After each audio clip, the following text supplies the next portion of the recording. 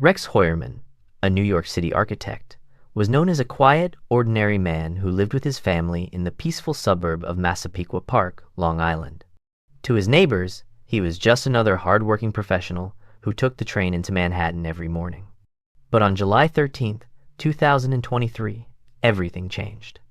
Police arrested him in connection with one of America's most disturbing unsolved murder cases, the Gilgo Beach killings. The Gilgo Beach case began in 2010 when officers searching for a missing woman discovered human remains along Ocean Parkway near Gilgo Beach. Over time, investigators found 10 sets of remains all within a few miles of each other. For more than a decade, the investigation went cold. Detectives followed hundreds of leads, interviewed witnesses, and used new technology, but nothing stuck. Families of the victims were left heartbroken and desperate for closure. Then, more than 10 years later, new DNA evidence and phone records pointed investigators toward Rex Heuermann. His arrests stunned the community. People who had known him for years couldn't believe that the friendly architect who lived down the street could be accused of such horrific crimes. As more details came out, it became clear that investigators had uncovered a pattern linking him to several of the victims through digital and physical evidence. Now, after months of silence, investigators say new evidence has helped them uncover even more details about the case. Fresh leads, forensic breakthroughs, and renewed focus may finally bring justice to the families who have waited so long and help close one of Long Island's darkest chapters. On May 1st, 2010, a 24-year-old woman named Shannon Gilbert, who worked as an escort, disappeared after making a desperate 911 call from the quiet neighborhood of Oak Beach, Long Island.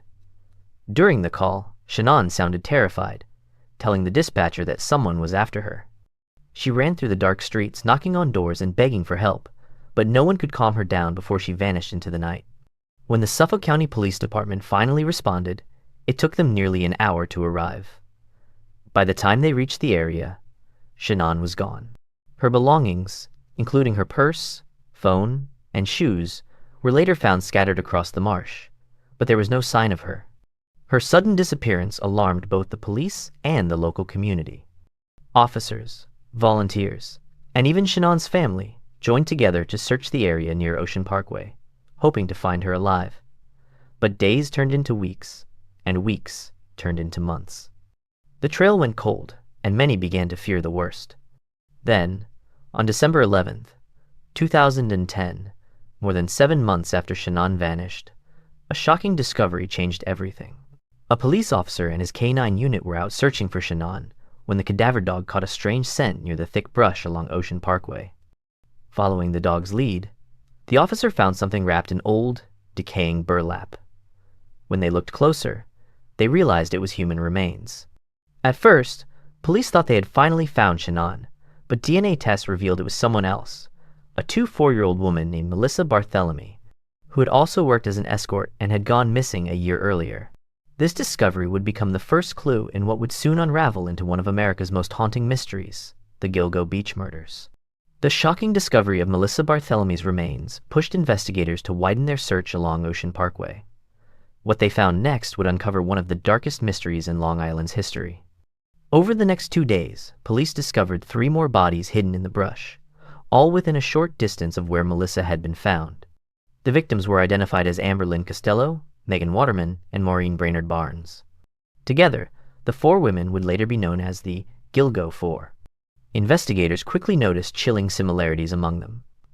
All 4 were young, small in size, and worked as escorts who advertised their services online, mainly through Craigslist. 3 of the 4 had been wrapped in burlap, and all were found within about 500 feet of one another, along the same stretch of Ocean Parkway. The similarities in how the bodies were disposed of suggested a single killer, someone organized, careful, and possibly familiar with the area. This discovery changed the investigation completely. What had started as a search for one missing woman now looked like the work of a serial killer. Police began combing through missing person files, phone records, and online ads, trying to connect other disappearances to the same person. Detectives from different counties joined the effort, hoping to piece together what had happened and how long it had been going on. Then, between March and April 2011, the horror deepened. Search teams uncovered 6 more sets of human remains scattered across both Suffolk and Nassau counties. Some were full skeletons, while others were only partial remains. Investigators later linked a few of these discoveries to earlier missing person reports, suggesting the killer might have been active for many years. By the end of that search, 10 sets of remains had been found. Victims from different times, but likely connected by one disturbing truth. A serial killer had been hunting along Ocean Parkway for years, hiding in plain sight. Even with all the discoveries made along Ocean Parkway, one question still remained. Where was Shannon Gilbert? For months, search teams combed through fields, marshes, and wooded areas, but there was no sign of her. Then, in December 2011, more than a year and a half after her disappearance, searchers finally found her remains in a marsh about 7 miles from where the other victims were discovered. Officials announced that Shannon may have accidentally wandered into the swampy area and drowned. They believed she had been disoriented and panicked after making her 911 call that night. But her family didn't believe that explanation. To them, it didn't make sense that she would suddenly run into dangerous marshland and disappear. They were convinced that her death was connected to the Gilgo Beach murders and that someone had wanted to silence her. Her mother, Mari Gilbert, refused to let the case fade away. She demanded new searches, pushed for independent investigations, and spoke out publicly about what she saw as major failures by the police. Her determination kept Shannon's story in the media and made sure the entire Gilgo case stayed alive in the public's mind. Thanks to her persistence, detectives continued reviewing old evidence, rechecking phone records, and going through countless tips from the public. It took almost 10 years for the Gilgo Beach investigation to come alive again. From 2010 through the late 2010 seconds, the case had gone completely cold. Evidence was boxed up and stored away. Leads went nowhere, and families of the victims were left waiting with no answers. For years, it seemed like the truth would never come out. Then, in early 2022, everything changed. Suffolk County decided to give the case another chance by forming a new task force to re-examine the evidence from the beginning. This new effort was led by Rodney Harrison, the police commissioner of the Suffolk County Police Department, and District Attorney Ray Tierney. They built a strong team that included local detectives, state police, federal agents, and prosecutors, all working together for the first time in years. Their goal was simple: go over every single piece of evidence with fresh eyes and modern technology. The new task force approached the case with energy and focus. They reviewed old files, studied phone records, and searched through digital data that hadn't been available back in 2010. They issued subpoenas to get cell phone and internet records, looked at credit card and shopping activity, and even checked Google searches made by possible suspects. No detail was considered too small.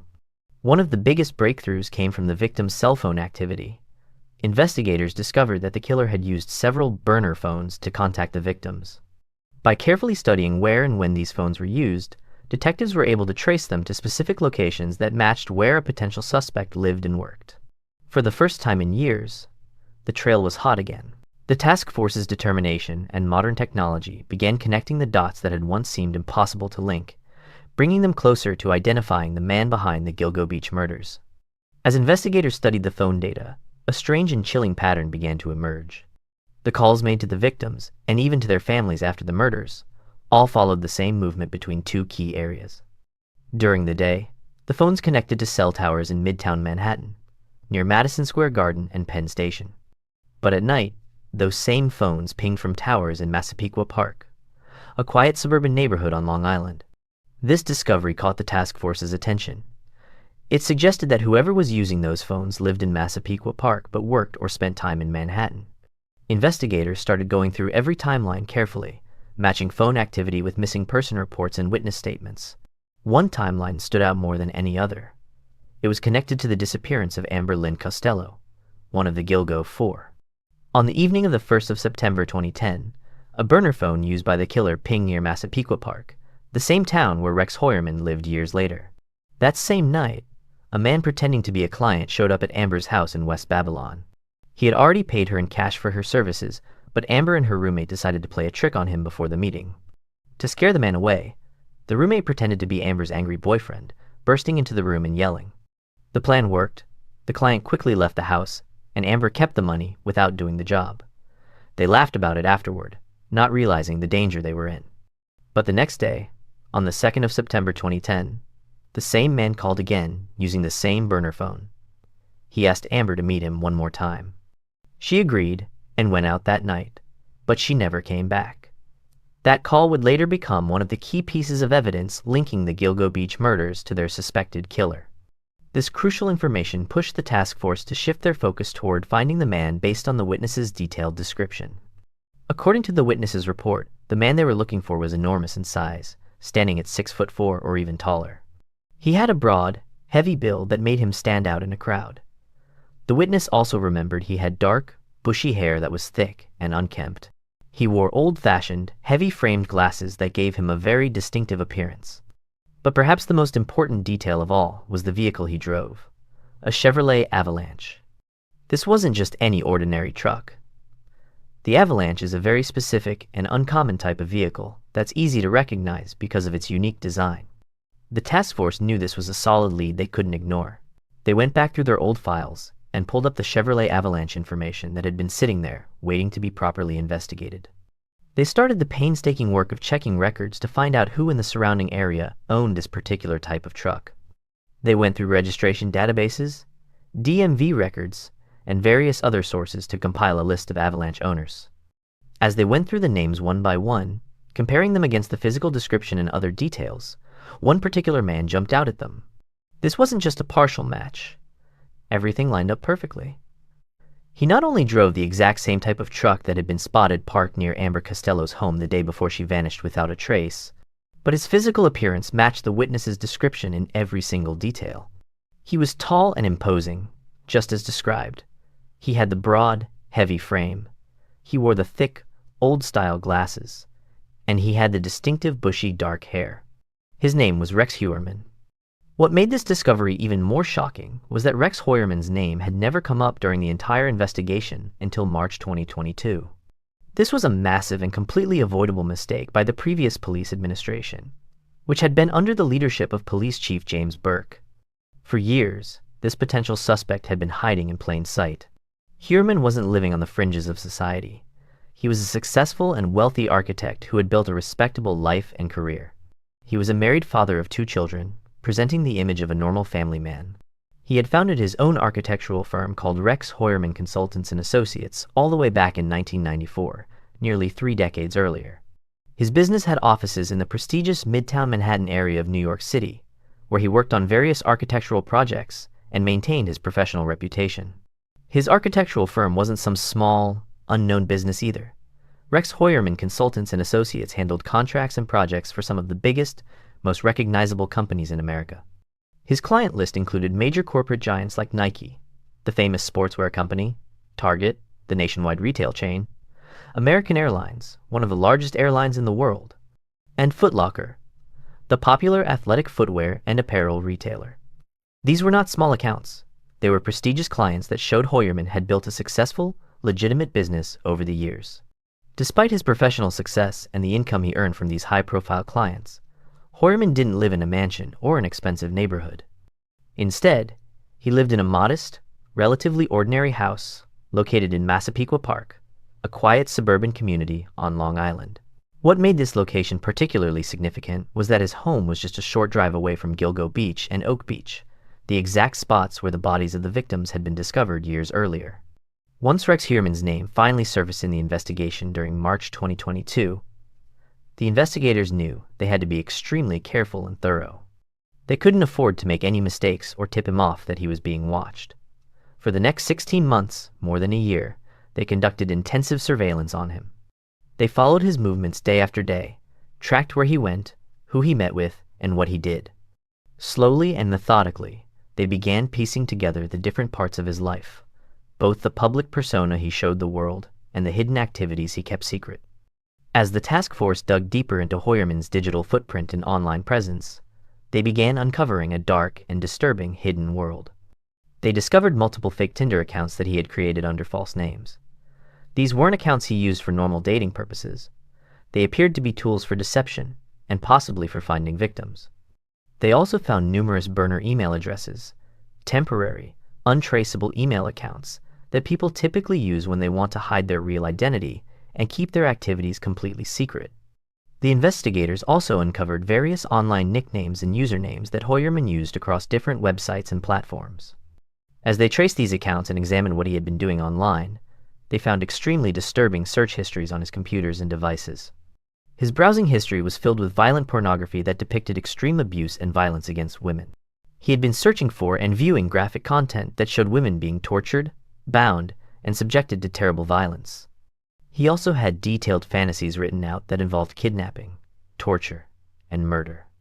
All of this disturbing material lined up almost perfectly with the behavioral profile that criminal psychologists and FBI profilers had drawn up years earlier when the bodies were first discovered. The profile had predicted exactly this type of person: someone who consumed violent content, had dark sexual fantasies involving control and violence, and who appeared normal on the surface while hiding a completely different side of themselves. Back when the bodies were first recovered from Gilgo Beach, between 2010 and 2011, investigators had carefully collected every piece of physical evidence they could find.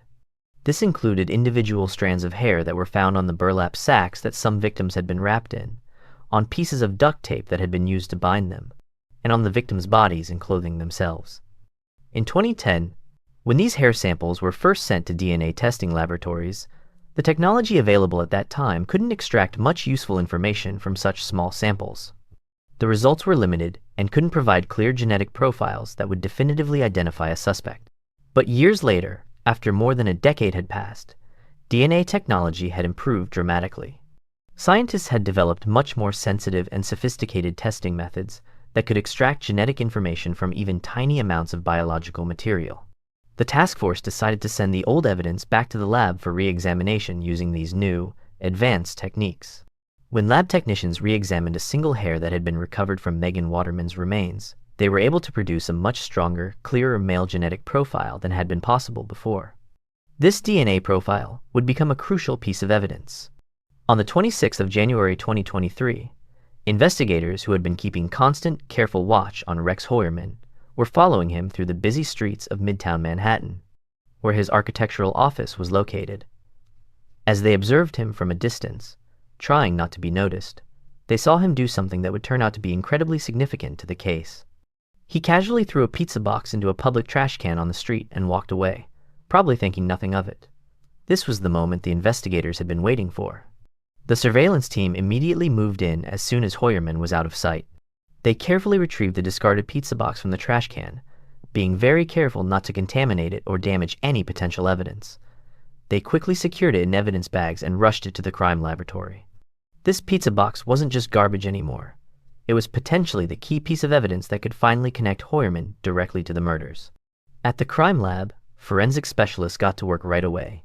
They carefully opened the pizza box and used special cotton swabs to collect the tiny crumbs of pizza crust, bits of cheese, and any other food residue that Heuermann had touched with his mouth and hands. These crumbs and remnants contained his saliva and skin cells, which meant they contained his DNA. The sample was immediately sent into the DNA testing process, where technicians would extract the genetic material and create a complete DNA profile. Months passed slowly as the analysts worked through the detailed and time-consuming process of testing and comparing the DNA. Everyone involved in the case knew this could be the breakthrough they had been working toward for over a decade, but they had to be patient and let the science take its course. Finally, on the 12th of June 2023, after months of anxious waiting, the laboratory results came in. The DNA extracted from Heuermann's discarded pizza box was a perfect match to the male genetic profile that had been obtained from the hairs found on the victims' bodies and on the burlap sacks that had been used to wrap, dispose of them. This wasn't just a partial match or a maybe. It was a definitive, conclusive match. After all these years, they finally had solid scientific proof connecting Rex Heuermann directly to the murdered women. Even with the DNA match in hand, investigators still took their time to build the strongest possible case. They wanted to make absolutely sure they had everything lined up correctly before making their move. They continued gathering evidence, reviewing everything they had collected over the 16 months of surveillance, and preparing for the arrest. They coordinated with prosecutors to make sure all the legal paperwork was in order. Finally, on the 13th of July 2023, after more than 12 long years of investigation, dead ends, frustration, and determined detective work, the moment arrived. It was the end of a regular workday in Manhattan. As Rex Heuermann walked out of his architectural office building, probably thinking about heading home like he did every other day, he had no idea what was about to happen. Suddenly, plainclothes police officers, Detectives who weren't wearing uniforms so they could blend in and move quickly emerged from the crowds and swarmed around him from all directions. Within seconds, they placed him under arrest for murder. The man who had hidden in plain sight for so many years was finally in custody. After Rex Heuermann was safely in police custody and formally charged, investigators wasted no time. They immediately obtained search warrants and descended on Heuermann's modest house in Massapequa Park, the same house that was just a short drive from where the victims' bodies had been found. What they discovered inside was both shocking and deeply disturbing. The investigators found an absolutely massive stash of weapons throughout the house. There were approximately 200 guns of various types, handguns, rifles, shotguns, and other firearms stored in different rooms and hiding places. To put this in perspective, that's enough weapons to arm a small military unit. What made this discovery even more alarming was that Heuermann only had legal permits and registrations for roughly 92 of these guns. That meant more than half of his enormous weapon collection, over 100 firearms, were illegally possessed without any permits whatsoever. Beyond the weapons, investigators methodically searched every inch of the property. They collected and bagged any physical evidence they could find: computers, hard drives, phones, documents, clothing, tools, and anything else that might contain evidence or provide more information about the crimes. Every item was carefully cataloged, photographed, and taken away for forensic examination. The search of Heuermann's house took many hours as investigators worked to ensure they didn't miss a single piece of potential evidence that could strengthen the case against him. Rex Heuermann's first official court hearing began on August 1st, 2023, at the Suffolk County Court Building on Long Island. The courtroom was packed with reporters, investigators who had worked on the case, family members of the victims, and members of the public who wanted to see the man accused of these terrible crimes finally face justice. Heuermann appeared in court wearing standard jail clothing, a far cry from the business attire he had worn as a successful architect just weeks earlier. His attorney, a lawyer named Michael J. Brown, stood beside him and formally entered not guilty pleas to all of the murder charges that were tied to the Gilgo Beach cases. In September 2023, just a couple of months after Heuermann's arrest, there was another significant development in the case. Investigators were finally able to identify one of the murder victims who had remained nameless for decades. Her name was Karen Vergat, and her identification brought some closure to a family that had been searching for answers for over 27 years. Karen had gone missing around February of 1996, nearly 3 decades earlier. At the time of her disappearance, she was 34 years old and was living and working in the Midtown Manhattan area of New York City. Like several of the other victims in this case, Karen had worked as an escort, advertising her services and meeting clients to support herself. One day in February 1996, she simply vanished without a trace. Her family reported her missing, but for years there were no answers about what had happened to her or where she had gone. The grim discovery of what had happened to Karen began on the 20th of April 1996, just a couple of months after she disappeared. On that day, someone made a horrifying discovery on Fire Island, a long, narrow barrier island off the southern shore of Long Island. They found human body parts scattered in the area, specifically severed legs and feet that clearly belonged to a woman. The remains were taken to the medical examiner's office, but at that time, investigators had no way to identify who this victim was. They collected DNA samples and whatever evidence they could, but the woman remained unidentified. The case remained cold and unsolved for nearly 15 years. Then, on the 11th of April 2011, the same year that many of the other Gilgo Beach victims were discovered, someone found a human skull in the brush and sand dunes near Gilgo Beach, about 20 miles away from where the legs and feet had been found back in 1996. The medical examiner was able to determine that this skull belonged to the same woman whose body parts had been found on Fire Island all those years earlier, but they still couldn't figure out who she was. For years and years after that, the remains were simply labeled as Jane Doe 7 in police records and files. She was one of several unidentified victims in the case, known only by a number because investigators had no idea what her real name was. Her family somewhere out there didn't know what had happened to their loved one, and she lay in storage at the medical examiner's office without her identity. That all changed thanks to advances in DNA technology and a technique called genetic genealogy. This is a relatively new investigative method where scientists take DNA from unidentified remains and compare it against DNA databases that people voluntarily submit when they're researching their family trees and ancestry. The FBI used this advanced genetic genealogy technique to analyze the DNA from Jane Doe 7's remains. They were able to trace the genetic markers and eventually found a match to one of Karen Vergott's family members who had submitted their DNA to an ancestry website. Finally, after more than 27 years, Jane Doe 7 had a name again: Karen Vergott. Rex Heuermann's case continued to grow even larger and more serious as investigators kept working through old evidence and connecting him to more victims. In January 2024, about 6 months after his initial arrest, prosecutors brought additional charges against him. This time, they charged him with the 2007 killing of Maureen Brainerd Barnes, who was one of the original Gilgo 4 victims whose bodies had been found together back in December 2010. The prosecutors said they had new DNA evidence that directly linked Heuermann to Maureen's death. This evidence had likely come from the same kind of advanced DNA testing that had helped identify Karen Vergott and match Heuermann to the other victims. The evidence was strong enough that prosecutors felt confident adding this additional murder charge to the growing list of crimes Heuermann was accused of committing. Despite this new DNA evidence and the additional murder charge, Rex Heuermann, through his attorney Michael J. Brown, once again pleaded not guilty. He continued to maintain his innocence and deny any involvement in Maureen Brainerd Barnes' death or any of the other murders he was being charged with. The case against him continued to build as investigators kept working, examining evidence, and potentially preparing to connect him to even more unsolved cases from the Long Island area. Then, on the 6th of June 2024, prosecutors and law enforcement officials made another major announcement that shocked everyone following the case. They added criminal charges for 2 more killings, bringing the total number of alleged murder victims connected to Rex Heuermann up to 6 women. These additional charges included the brutal murder of Jessica Taylor, which occurred in 2003, and the 1,993 killing of Sandra Costilla, making Heuermann's alleged crime spree span more than 3 decades if all the charges were true. Jessica Taylor's case was particularly brutal, horrific, and stretched across many years before investigators could even begin to piece together what had happened to her. The nightmare discovery of her remains began in 2003 when some parts of her dismembered body were first recovered by someone who stumbled across them. However, this was far from the complete picture of what had happened to Jessica. Key pieces of her body, including her head, both of her hands, and one of her forearms, were still missing and remained undiscovered for years. It wasn't until March 2011, nearly 8 years after the initial discovery, that these missing body parts were finally found. Someone discovered them washed up along the sandy brush on the same side of Ocean Parkway where several of the other Gilgo Beach victims' bodies had been found back in December 2010.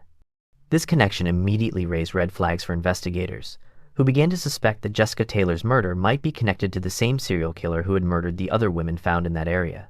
As prosecutors dug deeper into Jessica Taylor's background and the circumstances surrounding her disappearance, they discovered some very important connections to Rex Heuermann.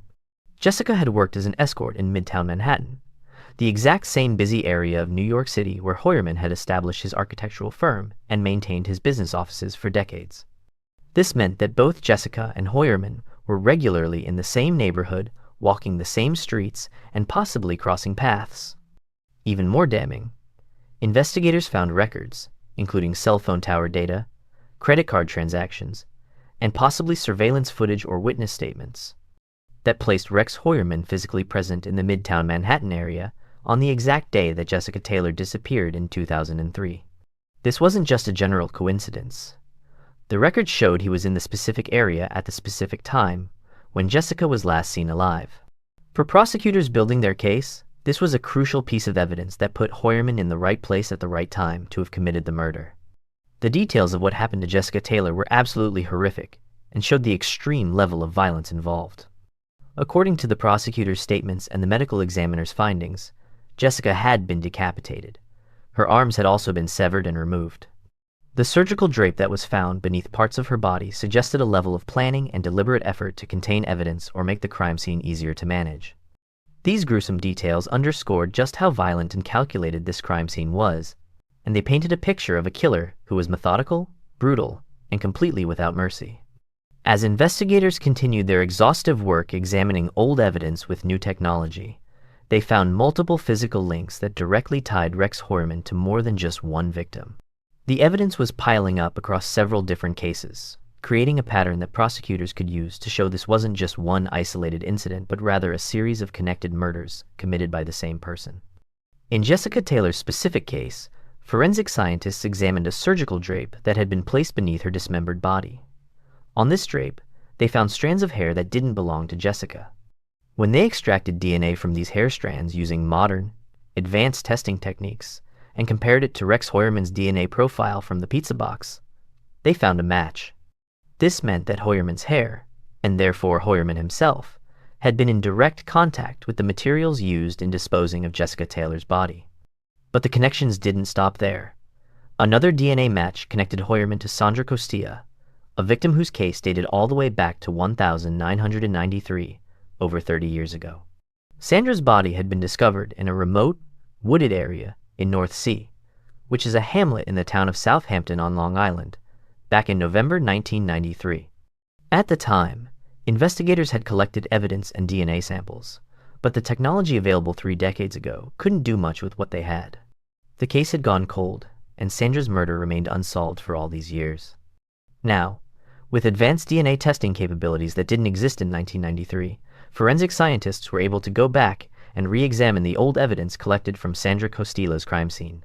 When they tested biological evidence, likely hair, skin cells, or other trace materials found on Sandra's body or clothing, they were able to extract a usable DNA profile.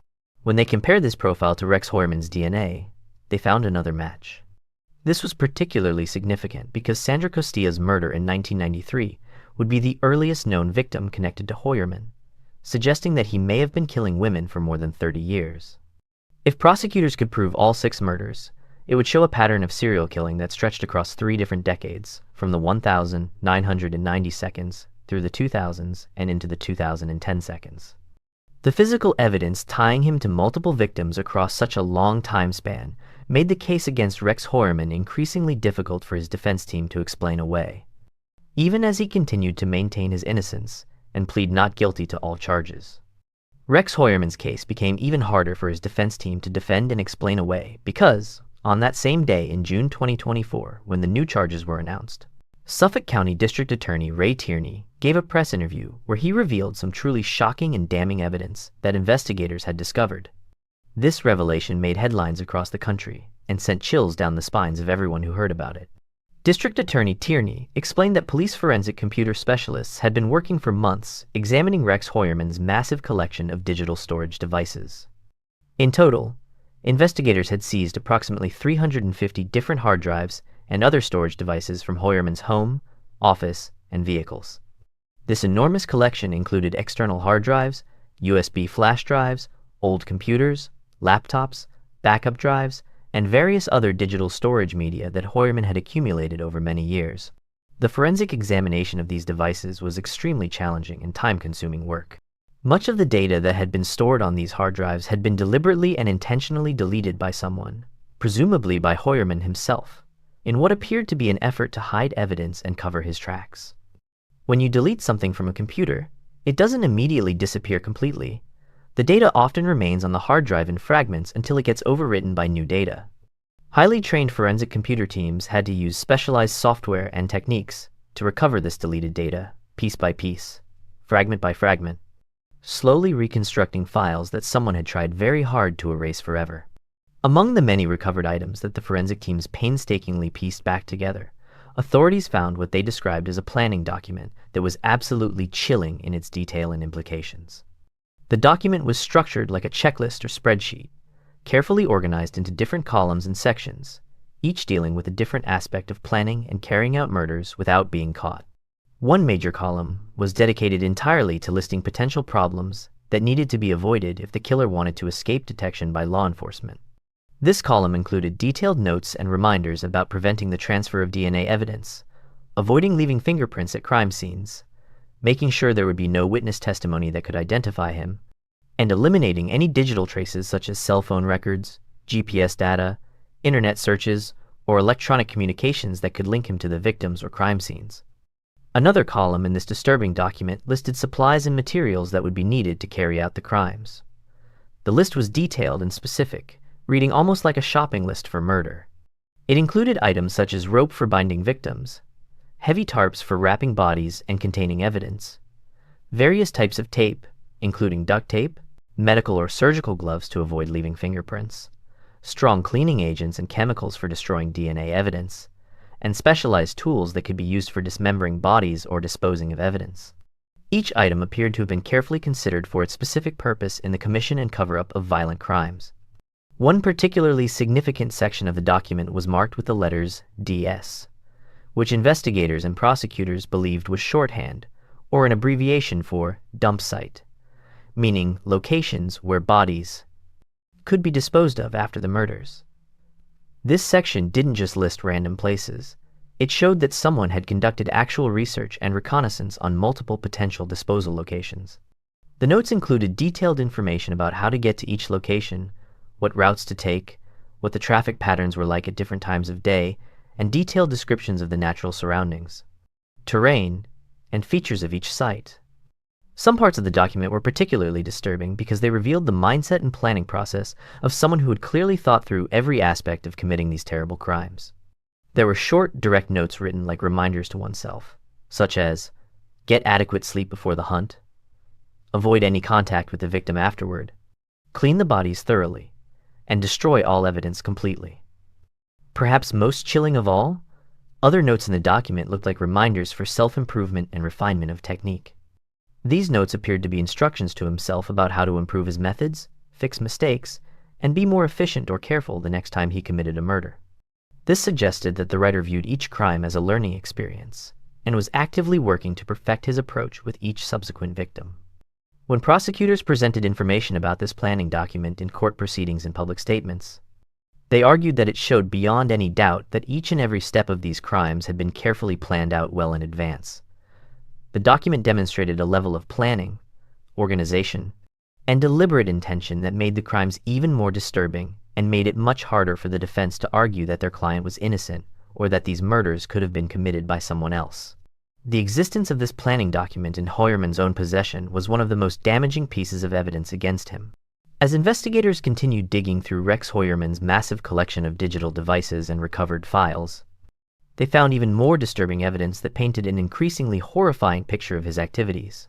His online search history and internet browsing records showed that he had been actively and regularly studying news reports, articles, and media coverage about the Gilgo Beach murders for years. Prosecutors and investigators believed that Heuermann may have been doing this extensive research for a very calculated reason: to see exactly how the police were working the case, what evidence they had found, what leads they were following, and most importantly, what mistakes he might have made that could lead them to him. By staying informed about the investigation's progress, he could potentially figure out new ways to avoid being caught, change his methods to cover his tracks better, and stay one step ahead of law enforcement. Even more disturbing evidence emerged that suggested the torture and suffering inflicted on these victims was far worse than anyone had initially imagined. Investigators found information, possibly from recovered files, cell phone data, or other digital evidence, that hinted strongly that Heuermann may have kept some of his victims alive for extended periods of time, possibly up to 4 days or even longer, specifically for the purpose of torturing them. This meant that these women didn't die quickly. Instead, they endured days of unimaginable pain, terror, and suffering at his hands before he finally killed them. Additional evidence that came to light painted an even more horrific picture of how Heuermann allegedly operated and planned his crimes. The evidence strongly suggested that he would carefully wait and plan his attacks around his family's schedule, specifically timing his murders for when his wife and children were away from home. He appeared to deliberately wait until his wife and 2 children left town for vacations or extended trips, which they apparently did fairly regularly. Once his family was safely out of the house and out of town, Heuermann allegedly used his own family home, the modest house in Massapequa Park, where his wife and children lived, as a location to hold, control, torture, and murder his victims during their final, agonizing hours. On the 17th of December 2024, prosecutors announced yet another charge against Rex Heuermann, bringing the total number of alleged murder victims connected to him up to 7 women. This latest charge was for the killing of Valerie Mack, whose case had remained unsolved for nearly a quarter of a century and whose identity had only recently been confirmed after years of being listed as an unidentified victim. The discovery of Valerie Mack's remains began 24 years earlier, on November 19, 2000, in a wooded, remote area of Manorville, Long Island. A hunter had been walking through the woods with his dog when the animal made a horrifying discovery. The dog had found what turned out to be Valerie Mack's decapitated body. Her head had been completely severed from her body, similar to what had been done to Jessica Taylor and other victims. The body had been carefully prepared for disposal. Her remains were tied up with rope to keep them compact, placed inside a large black plastic garbage bag to contain them, and the entire package was then wrapped thoroughly with duct tape to seal everything inside and prevent evidence from escaping. When police arrived at the scene in 2000 and processed the crime scene, they collected all the evidence they could find, but they had no way to identify who this victim was. Without her head, which was missing and not found at the scene, identification was extremely difficult. The case went cold, and the victim remained unidentified, given a Jane Doe designation by the medical examiner's office, while investigators hoped that someday they would be able to give her back her name. It wasn't until April 2011, more than a full decade later, that additional remains belonging to Valerie Mack were finally discovered. These remains were found during the large-scale search of the Gilgo Beach area that was triggered by the discovery of multiple bodies in December 2010. As police combed through the beach, dunes, and brush along Ocean Parkway looking for more victims, they found more of Valerie's body parts, including her skull and other remains, lying alongside several other bodies that had been dumped in the same general area. This discovery immediately suggested to investigators that whoever had killed Valerie Mack was likely the same person who had killed the other Gilgo Beach victims. The breakthrough that finally connected Rex Heuermann to Valerie Mack's death came through an advanced DNA testing technique called mitochondrial DNA testing.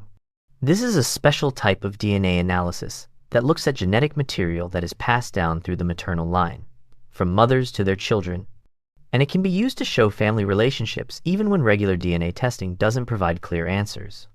When forensic scientists examined Valerie Mack's body and the materials she had been wrapped in, they found a single female hair that didn't belong to Valerie. They extracted DNA from this hair and ran it through testing. The results showed that the mitochondrial DNA profile from this hair matched the profiles of both Rex Heuermann's wife and his daughter. This was a crucial finding because it meant the hair had come from someone in Heuermann's immediate family.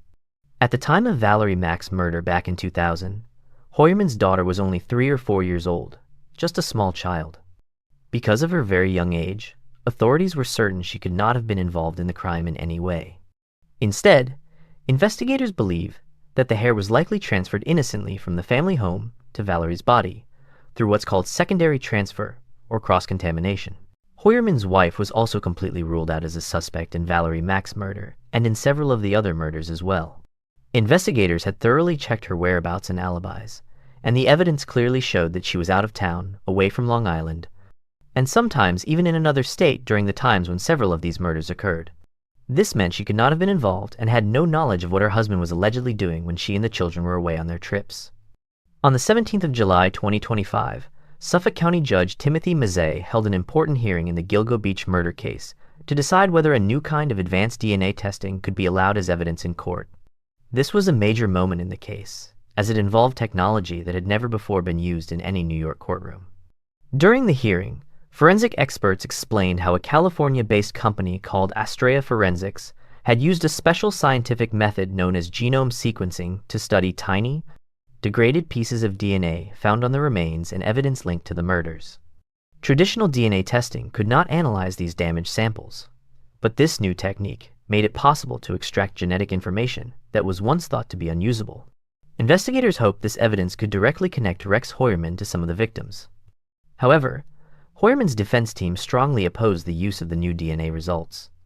They argued that Astrea Forensics was not licensed to conduct forensic work in New York State, and that using its findings would violate state health and laboratory laws. The defense claimed that allowing this evidence would set a dangerous precedent and make the trial unfair. After weeks of reviewing arguments from both sides, Judge Mazzei issued his decision on the 3rd of September 2025.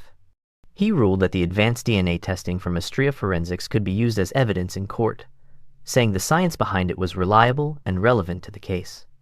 Then, on September 23, he rejected 2 more defense motions, one asking the court to dismiss the DNA evidence entirely, and another requesting that the 7 murder charges be split into separate trials. The case will return to court on the 13th of January 2026 for more pretrial hearings. A trial date hasn't been set yet, but Heuermann's lawyers say it could begin as late as the end of 2026, marking what may be one of the most closely watched trials in New York's history.